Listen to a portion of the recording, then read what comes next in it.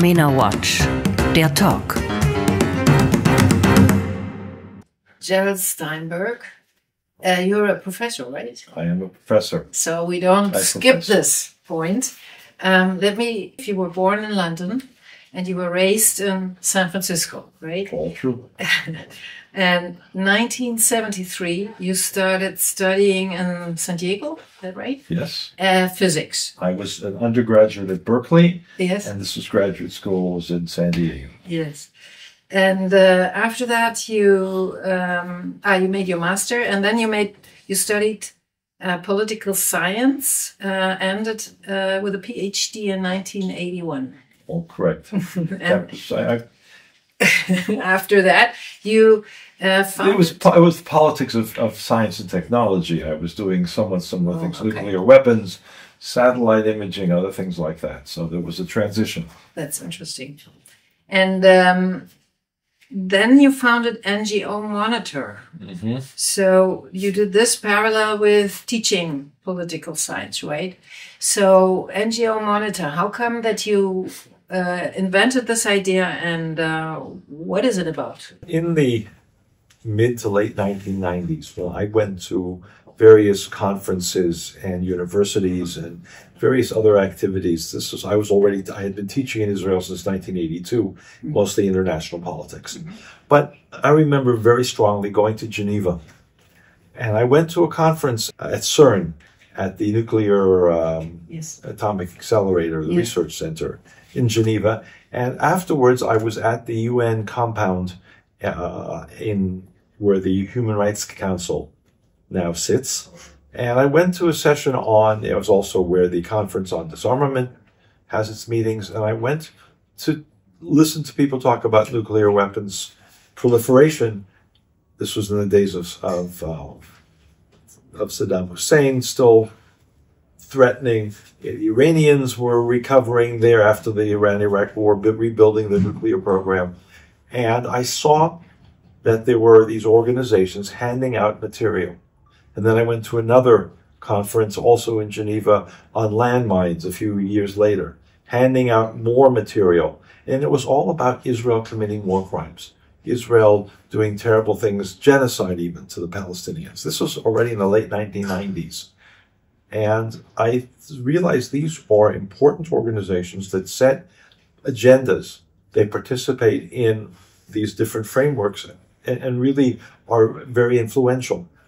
And nobody in the political science world, nobody in international relations was examining systematically what these organizations were doing, where their power comes from. Why are they influential? They're non-governmental, but here they are in very political governmental frameworks doing what amounts to anti-Israel propaganda. This was 30 years ago or 25 years ago. And that led me, then came the Durban conference, which was a much bigger example of this. It led me to say, I have to start and examine this. I thought it was going to be a 3-year project. I'd do a few papers, other people would work on it. I didn't realize how vast this was, and how many organizations and how much power they actually have. And that led to this whole process of doing systematically NGO-Monitor. And now you are located in Jerusalem. This is because of your... I live in Jerusalem. Yes. And this was going to be a 3-year project that I was going to do as an academic. Yes. Through the university. So it just kept rolling and getting larger. I think in every major country in the world where there's a lot of money going into non-governmental organizations, NGOs, sometimes called civil society organizations, there should be in monitoring, because without checks and balances and oversight, they become very damaging frameworks, like anything else that has a lot of money and there's no examination of them. And you do this parallel working at the Bar-Ilan University? I did for a number of years. I am now past the age where they let me teach, because we had very strict retirement rules in Israel, and so I'm now doing much more of this, but I still also do university work. When you find out things about these NGOs, what happens with the results of your investigations? Firstly, the material. Yes. The research. Yes. We're a research organization. We have a particular goal for that research, but first it's important that all this hidden material of what these organizations are doing, who funds them. When Oxfam, Human Rights Watch, Amnesty International produce a report, 200, 320, whatever number of pages, and everything else they do, and hold press conferences. This is a big industry. And you need to, the frameworks that they influence, whether it's politicians, journalists, other academics, whatever it is, they don't bother to read this. They read the headlines. I very often will see journalists will write about the report that Human Rights Watch issued condemning Israel for starvation. It was Human Rights Watch and Oxfam which did this, which helped the whole process of the International Criminal Court. Starvation. If you read it, you realize it's full of error. There are many footnotes which cite other Human Rights Watch reports, or cite United Nations, or cite journalists who cite people in Gaza. They don't really know anything. Sometimes it's just blatant lies, but mostly it's empty claims. But they're very damaging. People take them seriously. So we have to document this. We have to document so that when at least we can try to say to journalists, to diplomats, ambassadors that we meet with, foreign ministers, all those people, you say that this organization has done good work because it wrote this report, but we've read it. And sometimes it can be hundreds of pages, and this is what's wrong with it. That takes a lot of time. The purpose of this is to try to reduce the automatic influence. These organizations, let's take Amnesty International, which was founded in the 1960s, or Human Rights Watch, which was founded 10 years or so later in the 70s and really became a major organization in the 80s. They're completely different now. But the image that they had back then of small groups of volunteers who gave generously of their time for political prisoners and other universal human rights goals, that doesn't exist. It's all a facade. It's what we call the halo effect. That they say we're saints and other people say these are saints. It's an industry. So what we try to do in this research is to be able to say to the consumers of all of these reports and pressures and campaigns, better be careful, because a lot of this is either completely fabricated or lies. Almost the same thing. You do have some critics from different sides.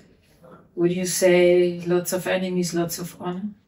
Or how do you cope with First of all, the good news is that people take our work seriously, because if we weren't important and didn't have an impact, why would you attack us? So in the last year, actually since October 7th mostly, but not entirely, German government stopped funding 6 organizations that were getting millions of euros, and in Germany there was no transparency. Germany, which talks about democracy, the government, that post-Holocaust, post-Nazi period, the importance of democratic processes, gives millions and millions of euros to NGOs, political organizations, under human rights, under this framework and that framework. Listen, you can't get a list from any German official of who they give money to. They don't know. They throw out the money and they don't keep track of it, which makes it very hard to do analysis. But when we did the analysis, and the Israeli government said these are terrorist organizations, and we showed from publicly available information this is true, the German government had a big internal debate. The Interior Ministry against the Ministry for Economic Development, I've forgotten what it's called, BMZ, and there's something called GIZ. These are empires, multi-million dollar, multi-euro bureaucracies. And the Palestinian groups connected to terrorism were their best friends. Finally, after a big fight, the Ministry of Interior won, and they stopped the funding. The whole government said, we are not funding Chancellor Scholz, and the government said, we are no longer going to fund these organizations. So this is very... So we get blamed for that, which is true, because we started the process. Our research led the Israeli government and the German government to examine this seriously. It took a number of years. First they said there's no evidence. They hadn't even looked at the evidence. So and something similar went on in Switzerland, in Italy now. So we are always blamed. In the Netherlands, one big organization lost its funding because of terror connections. Others have lost money because of their involvement in anti-Semitism. We put that information on the table. Members of parliament say to the governments, why are we paying for this? The government say, well, we'll look into it, or it's not true, and eventually it stops. In Germany, this is a very new development. This is under this actual current Within 2 or 3 months ago. Wow. I think So, because I have been at a press conference for some years ago. This was the other government, and Merkel's. yes, and on this in this press conference, this was talked about asking for just reports on where the money went when you go to give it to the Palestinian authorities.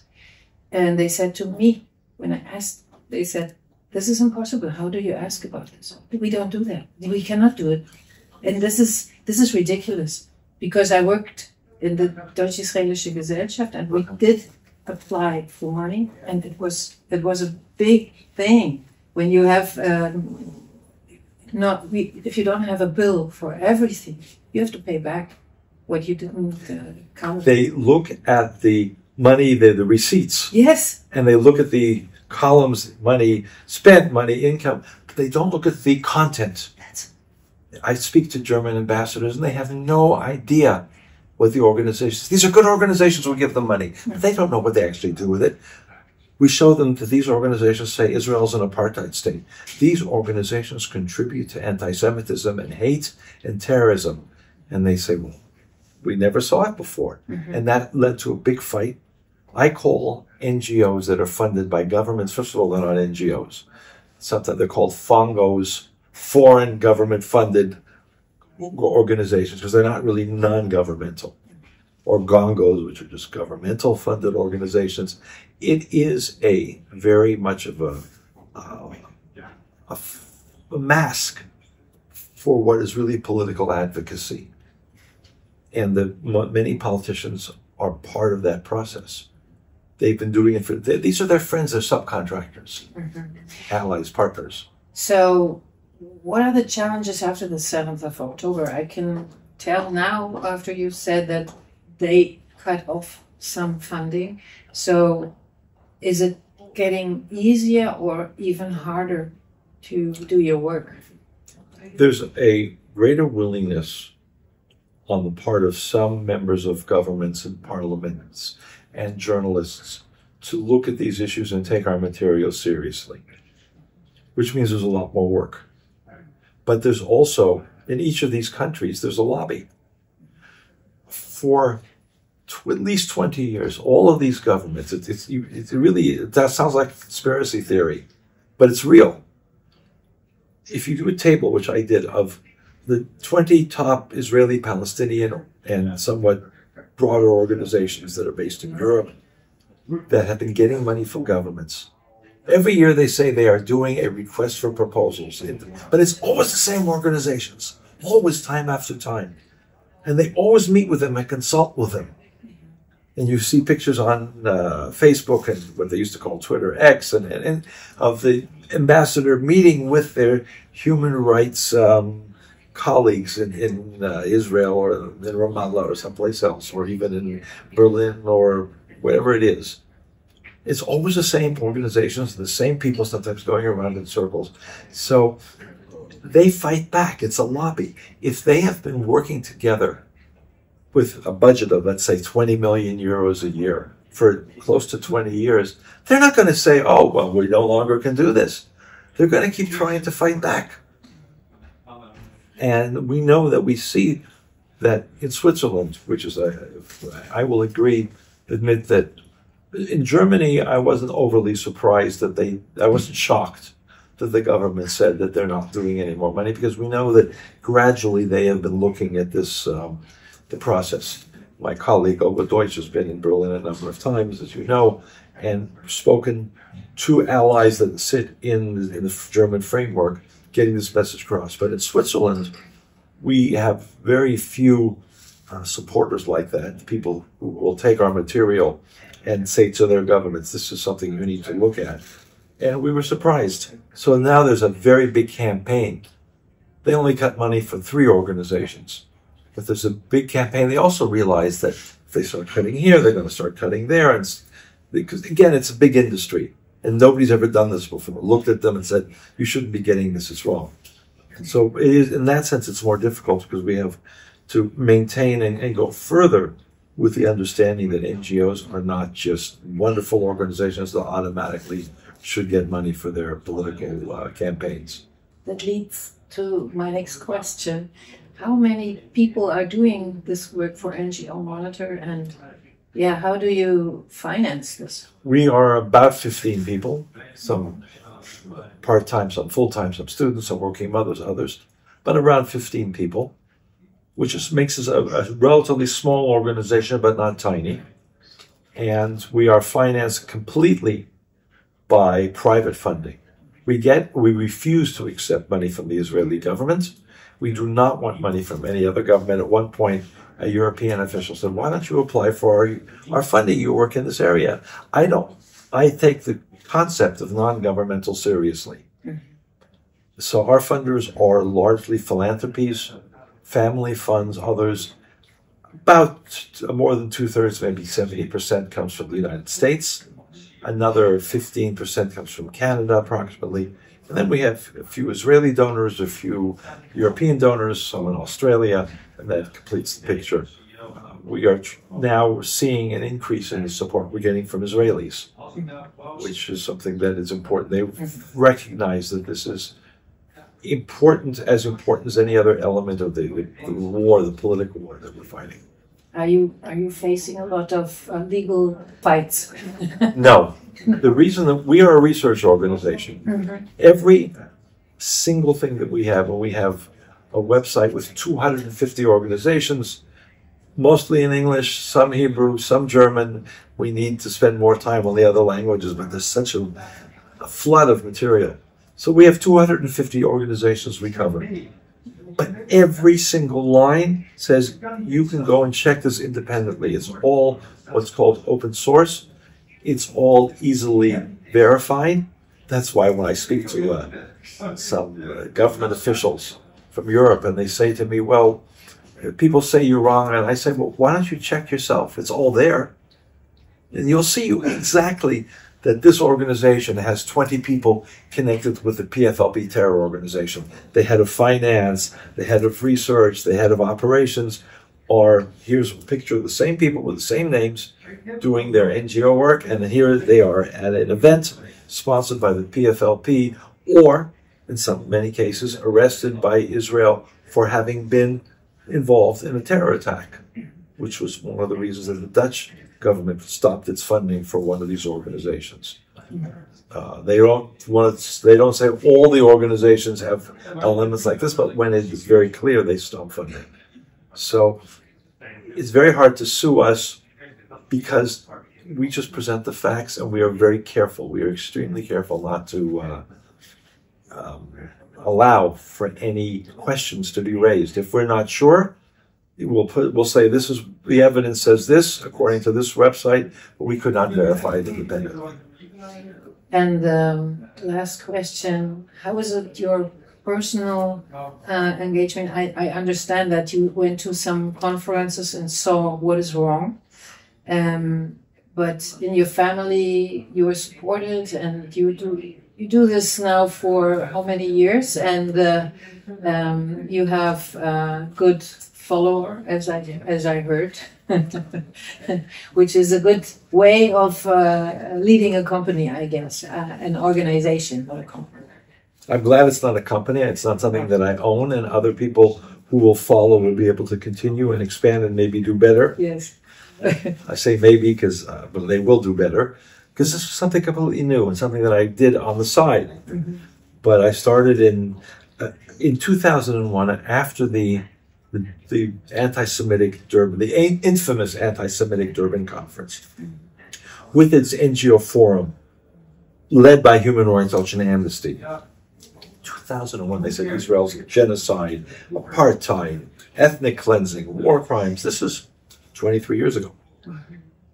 So I've been doing this now took me a few months to get it together, let's say 22 years. NGO-Monitor has been an entity for about that long. And gave a talk, and about a year later, and somebody said, you need to have a website, here's a check. And I hired somebody to put a website together. And that's how it really became. I realized this is something that could be much bigger. So the point is, to answer your question, it's been a long time I've been doing this. I did not expect to do it. It's become the focus of my everything outside my family, my professional life. And I do get a lot of support. It's something that, but I also have always been careful not to allow the professional part of my life to completely overwhelm everything else. Otherwise, I think you lose effectiveness and you lose perspective. So at least in my case, I tried to maintain that. Not always successfully. Well, I'm glad that you came to this conference here, the EJA, and that we had the chance to talk to you. Thank you very much. I'm glad I came, but I also very much appreciate the work that you do in your organization. It really is. I think the first German language framework that I ever saw many years ago when it started to 30 years. It's yeah. That because we can't just have little bits and pieces and not talk to each other. So this is an amplifier. And we see things on your website and on Twitter and other things that you put. It's called X now, I know. On X. Everybody says it, the former Twitter. Yes, X, that's the it. former Twitter. So. And that way we know, okay, this is something that's happening that's relevant to us. In these countries, we should see where the points of connection are.